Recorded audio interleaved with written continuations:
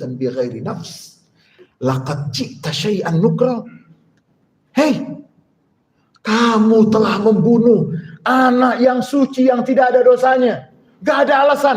Kamu telah melakukan perbuatan nukro. Nukro itu dalam bahasa Arab ada mungkar, ada nukro. Kalau mungkar yang ditolak, yang tertolak. Kalau nukro yang tidak bisa diterima atas dasar alasan apapun. Gak bisa. Gurunya bilang apa? Alam aqul laka innaka lan tastati'a ma'iya sabra. Saya kan sudah bilang, kamu gak boleh nanya. Iya tapi udah, kita melanjutkan perjalanan. Jalan sedikit, kehabisan bekal. Kemudian minta bantuan dengan masyarakat sekitar. Semuanya pelit. Saya nggak tahu kampungnya, nggak disebut kampung di mana itu. Pelit semuanya. Tiba-tiba Nabi Khidir sibuk dengan dinding yang akan runtuh. Nabi Musa mengatakan, ngapain kamu urus dinding yang akan runtuh? Penduduk sekitar ini kan pelit semuanya. Biarin runtuh sekalian. Hadza firaqu baini wa bainik. Sampai di sini saya akan jelaskan satu persatu. Perahu yang saya bolongi itu karena di depannya ada bajak laut. Kalau dia melihat ada perahu bagus, orangnya dilempar ke laut. Mohon maaf. Kalau ada yang pakai motor udah jelek, kira-kira mau ditilang nggak sama polisi? Polisi bilang kita kasih sedekah deh.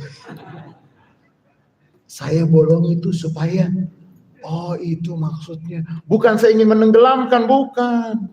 Karena kalau dilihat perahu kita bagus, kita dilempar. Perahu kita diambil, isinya diambil. Anak yang tidak ada dosanya Allah perintahkan, bukan wa ma fa'altuhu an amri. Saya tidak melakukan itu dengan keinginanku. Itu perintah dari Allah bahwa anak ini kalau besar akan menjadi beban untuk orang tuanya. Allah ambil untuk menjadi anak yang nanti berada di surga, berada di surga membahagiakan orang tuanya. Dan Allah akan ganti orang tuanya dengan mendapatkan anak setelah itu 7 anak yang semuanya nabi. Dan dari 7 anak nanti cucu-cucunya semuanya nabi. Oh, dinding yang akan runtuh, di bawahnya ada simpanan seorang ayah yang baik.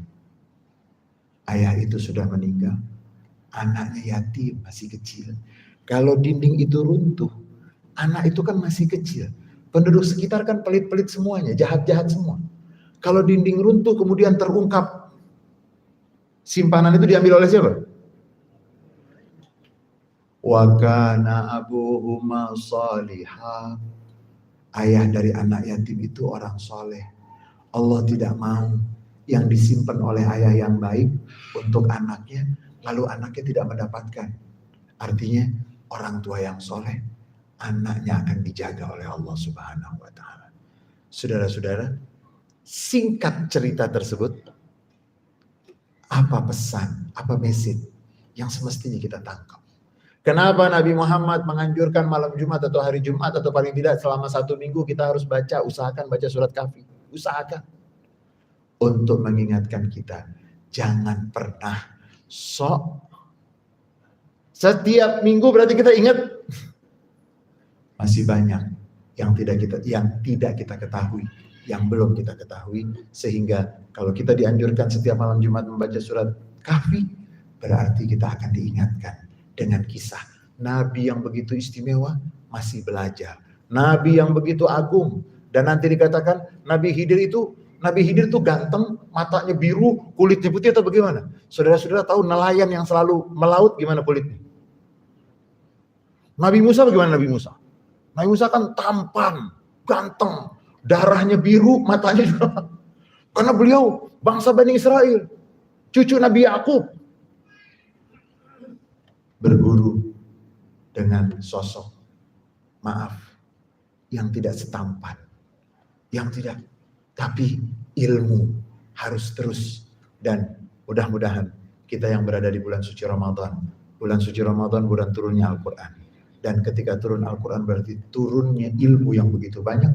Mudah-mudahan kita meneladani Rasulullah SAW yang selalu mengatakan wa qur rabbi zidni ilma. Katakan, wahai Tuhanku, tambahkan untukku ilmu yang bermanfaat.